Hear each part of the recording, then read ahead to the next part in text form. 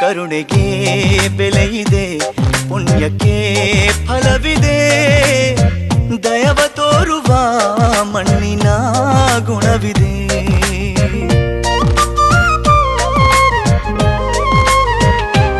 ಸಾವಿನ ಸುಳಿಯಲಿ ಸಿಲುಕಿದ ಜೀವಕ್ಕೆ ಜೀವ ನೀಡುವ ಹೃದಯವೇ ದೈವವು ಹರಸಿದ ಕೈಗಳು ನಮ್ಮನ್ನು ಬೆಳೆಸುತ್ತಾ ವಿಧಿಯ ಬರಹವಾಗಿ ಮೌನದಲ್ಲೇ ನಮ್ಮನ್ನು ಕಾಯುತ್ತಾ ಪ್ರತಿಫಲ ಬಯಸದೆ ತೋರಿದ ಕರುಣೆಯು ಮೊದಲು ಮನುಜನೆಂಬ ಸಾರ್ಥಕತೆಯ ನೆಮ್ಮದಿ ತರುವುದು, ನೆಮ್ಮದಿ ತರುವುದು.